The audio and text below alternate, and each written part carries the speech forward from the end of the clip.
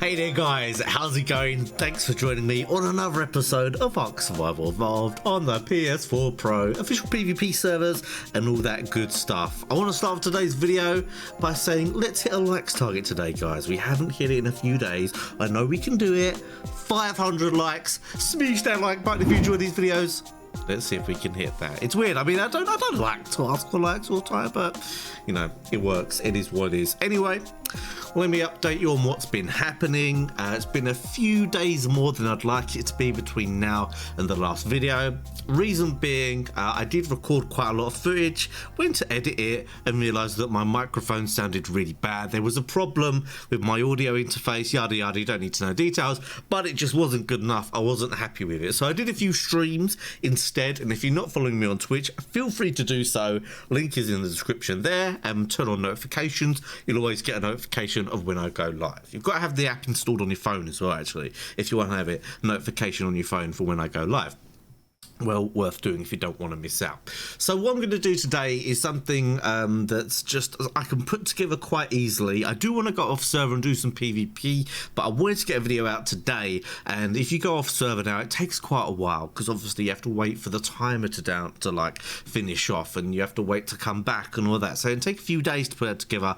But I wanted to do something I thought you guys would find quite interesting, and that I could do in one day. That would be quite simple. So what I'm going to be doing is like a crib style showcase of my base, showing you guys why I've done things the way I have, how things are right now, every single tame I've got and what their role is, what I'm trying to achieve here, and I'm sure there's some stuff in here that might help you guys with your own bases, and feel free to leave me some tips in the comment section for how I can improve things here. Now the first thing that you won't have seen unless you've been watching the live streams is my brand new Giga. Well, you would have seen it because it's standing behind me, but she is an absolute beauty. This was a 250% melee damage Giga. I didn't get the 100% imprint. Unfortunately, a couple of nights, I mean, heaven forbid, I had a full night's sleep for a couple of nights. And also, our server got DDoSed for a couple of days quite severely, and I wasn't able to get on very much. But we did raise it, and it came out pretty nice. It came out of about 300 odd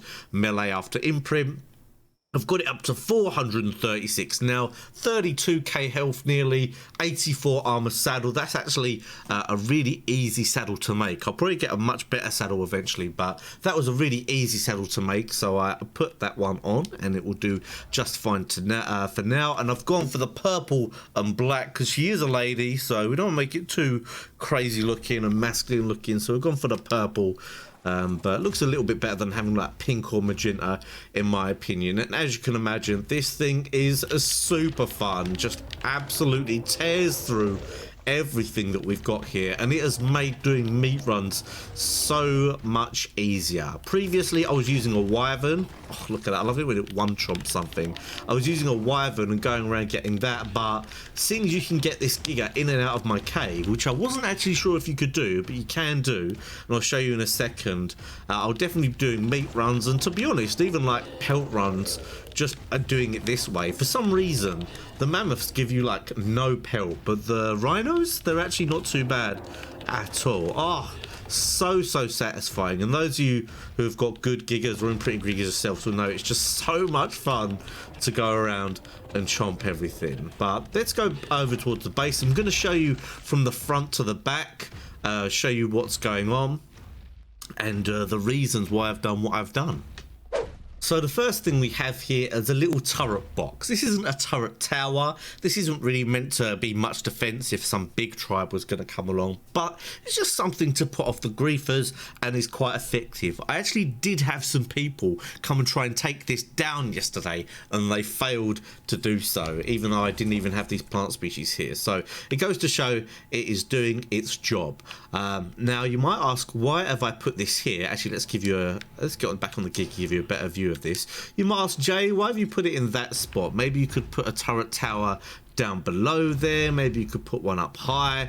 The reason being is this is as close as you can get to the front gate and it not be 6 times damage. So this metal box here is not taking the 6 times damage, but it is also close enough to affect people coming to the front of the base. And I'm going to munch these wolves. The last thing I want while I'm doing this is a couple of wolves to run up on me.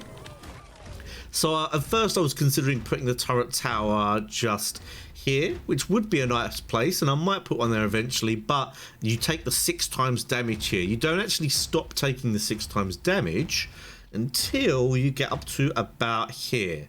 So I didn't really think there's much point in putting a turret tower here. Could easily be taken down, as can this one really, but like I say, it's more of a deterrent than an all-out crazy defense mechanism. Now, there are some parts of this turret tower that are a little bit sneaky, and I was thinking about not showing, but obviously I am going to show them because this is just what I do. I like to share what I do, so whatever. It doesn't really help me, and I hope you guys appreciate that by showing you the ins and outs of my bases and my towers, it does put me at a little bit of a disadvantage for anyone who wants to troll me, but I want to show you. So we've got the plants and the turrets, a nice mixture of plants and turrets. People say to me, oh, couldn't you just drain this from the back instead of the front? It'd be a bit easier. And yeah, you could, but let's be honest, there's always an easier point to drain something from. So I haven't got around to it yet, but ideally I like to put the plants on high and the turrets on medium. But at the moment I think everything's on medium, which is fine. We've got some ground turrets to be annoying for people who like sneak up and then jump off at their stego or whatever. I mean, obviously most people will try and stay on their stego or whatever, but yeah, that would be something annoying. What I'm thinking of doing actually is putting some a bit higher up so that if people are on stegos, they will shoot down on them when they get close. Yeah, that might be good to do. I'm going to do that at some point. Now, the front here, I've got a decent amount of turrets on there to shoot anyone who comes from the front. The only thing that I've changed there is I actually had more turrets closer together, but I found that they were blocking each other's line of sight. So I've actually got rid of a few of them and made a bit more space.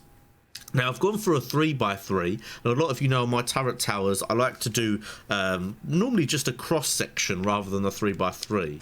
But I've done a 3x3 here because I actually wanted to go for a turret tower where once you blow in through one wall, you're not at the generator.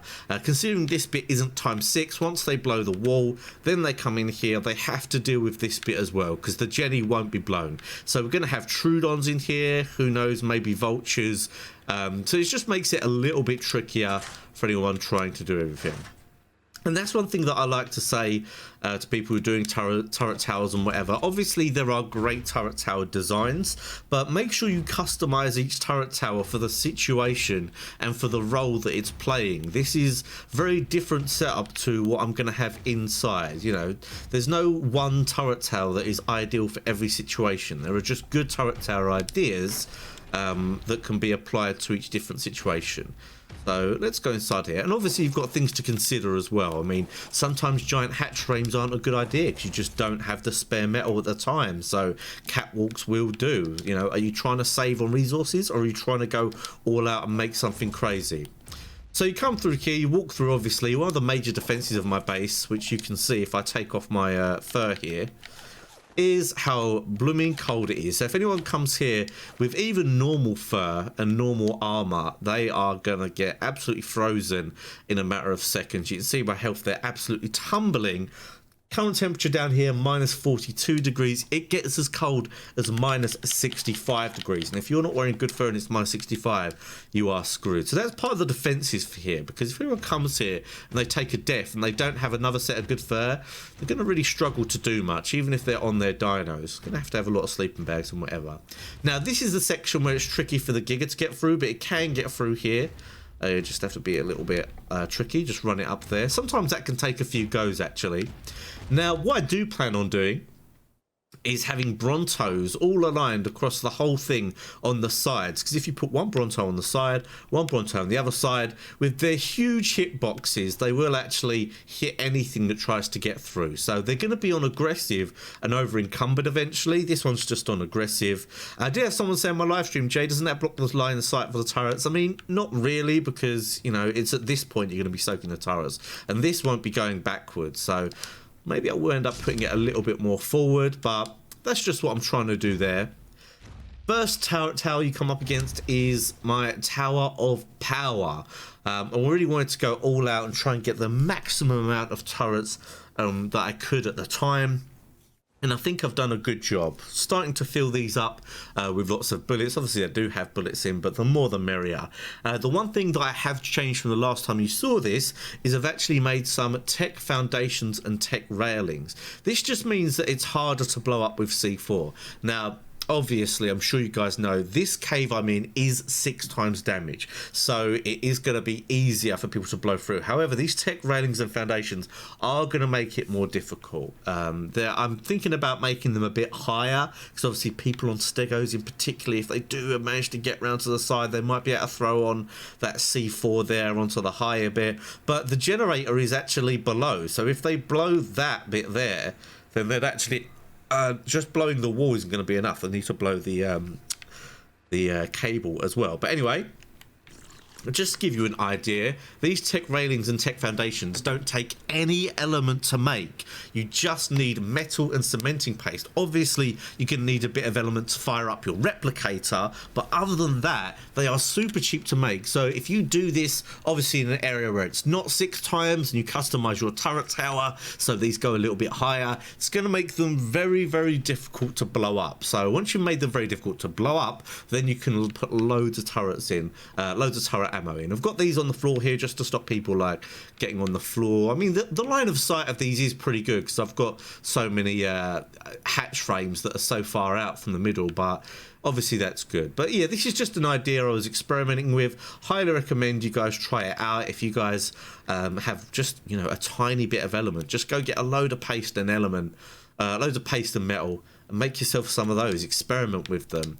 It's definitely something I'd do a lot more of around here if it wasn't 6 times damage. So I just thought I'd do it for that turret tower as an experiment. Moving through, we have a rocket launcher turret. I'm not sure how effective that will be, but it's just something I thought would be fun to use. If someone does try and push through here, I could try and rocket them. I don't know. Hopefully I'll never have to use that, but we'll see. And we've got 2 more Brontos here. These Brontos are pretty good. Come out with 23.5k health. This one's up to like 60 now. We've got a good saddle on this one in particular. This is the highest health one at the moment. 64,000 and a 60 armor saddle.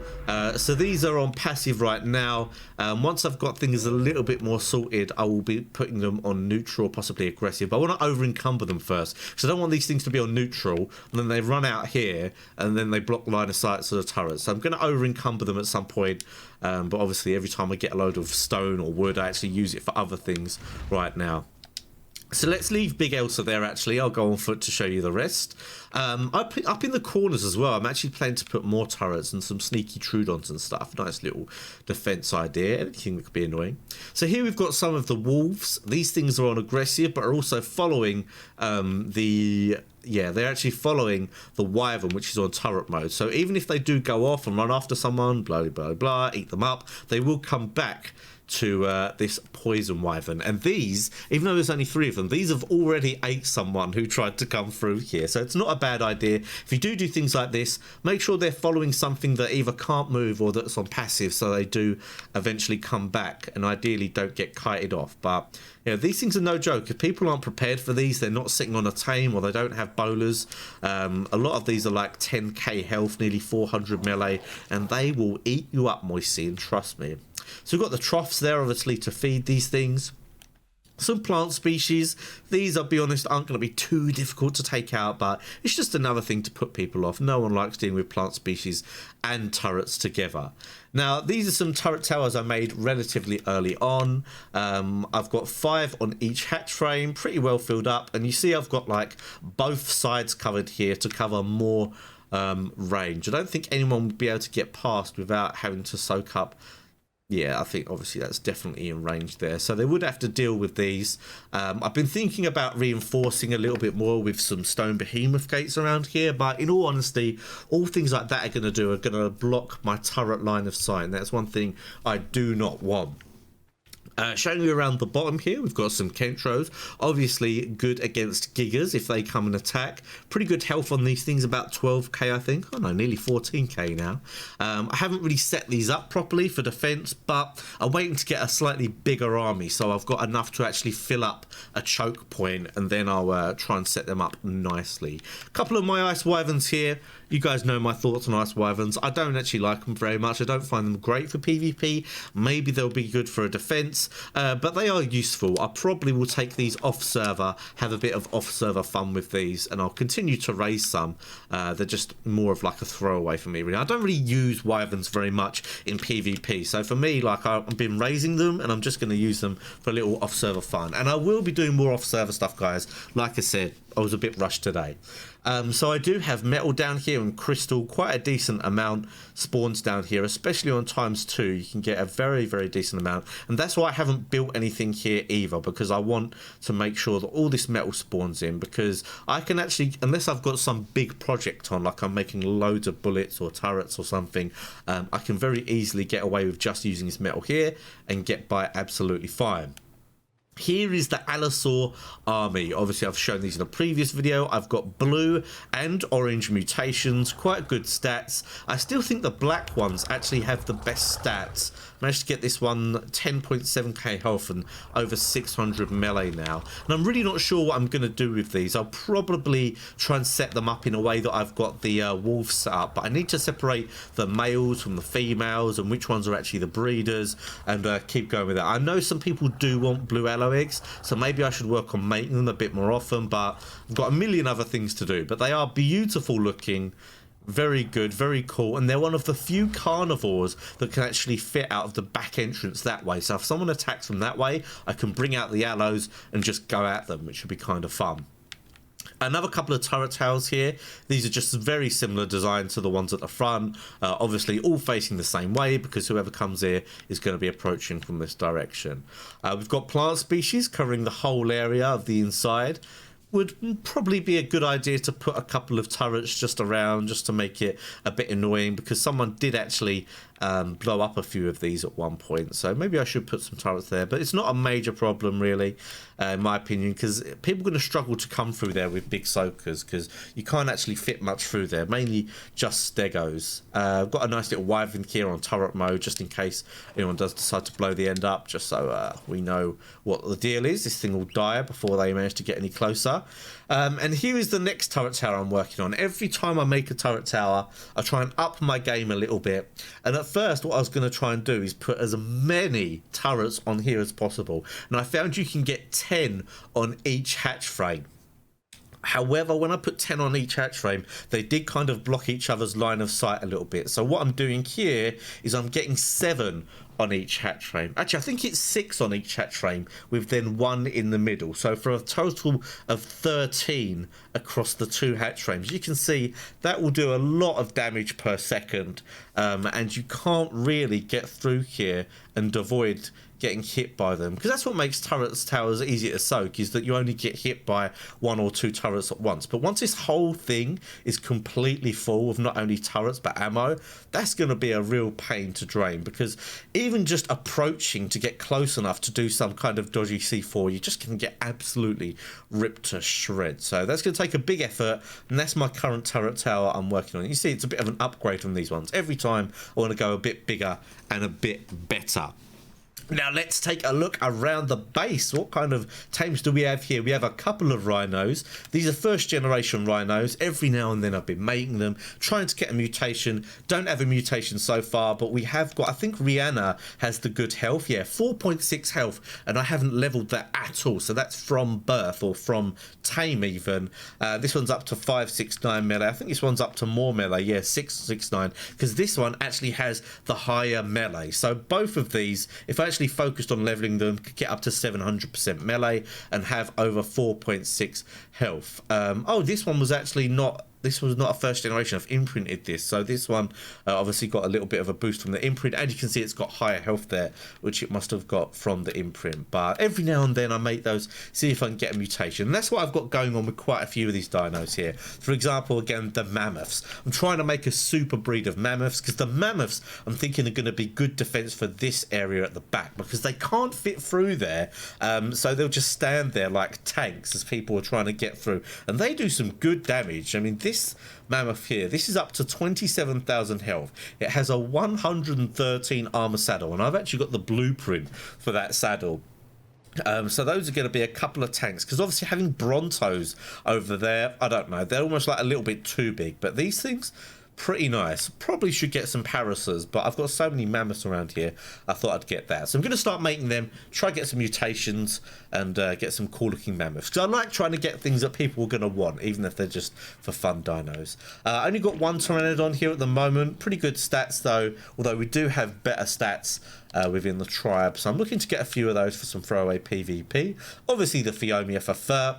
We've got the Argent here. This is kind of just a throwaway Argent. I was throwing fibre in here during the time where I didn't have a bear, but I got myself a bear now, so I don't really need this Argent. I'll probably just take it off server at some point for some fun. Big old Doed. This is actually a weight Doed because I mine my stone solo, so I need the weight to carry it all around.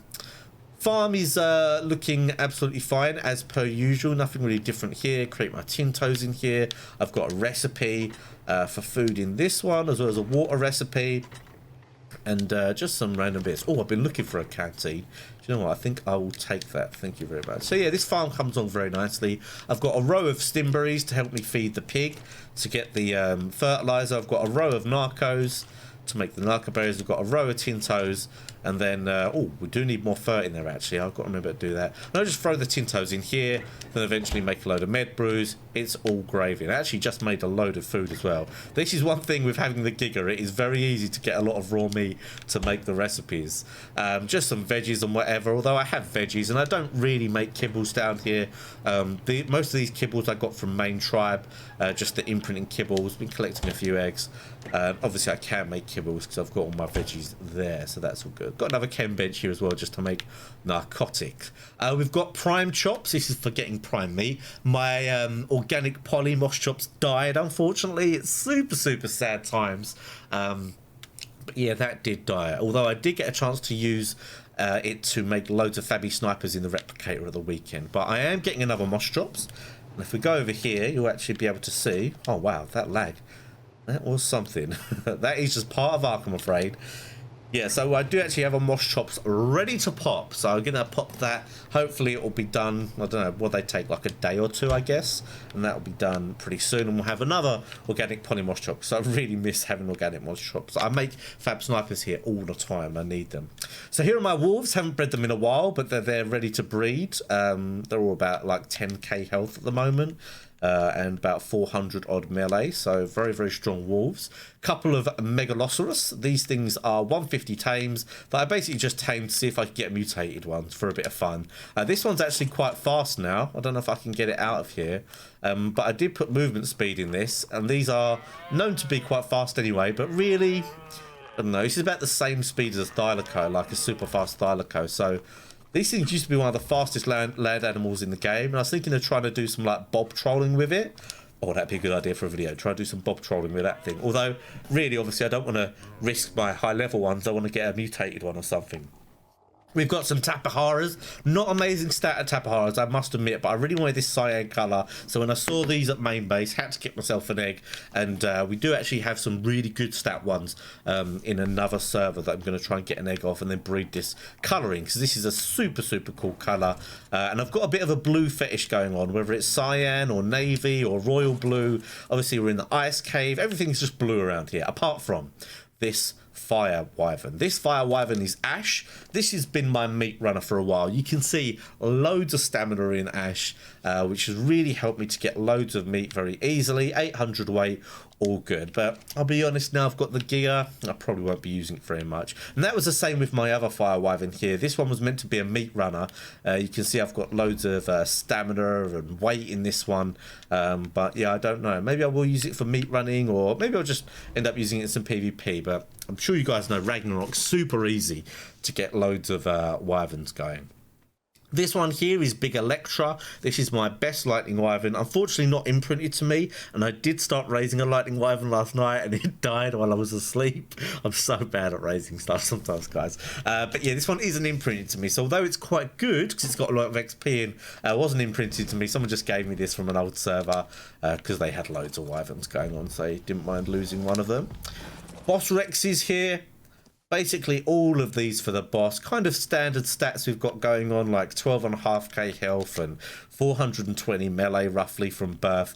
We did just get a better melee stat, and it's in my fridge actually waiting to be hatched, so I'm going to hatch that. I think it's not coloured though, so I'm going to try and breathe the colours into that. But all of these are just basically boss style Rexes. I tend to get them to 20 to 25k health. You can see I've got ascendant saddles on all of them, and they'll just pump the rest in melee, and those are absolutely fine to go and fight the bosses with.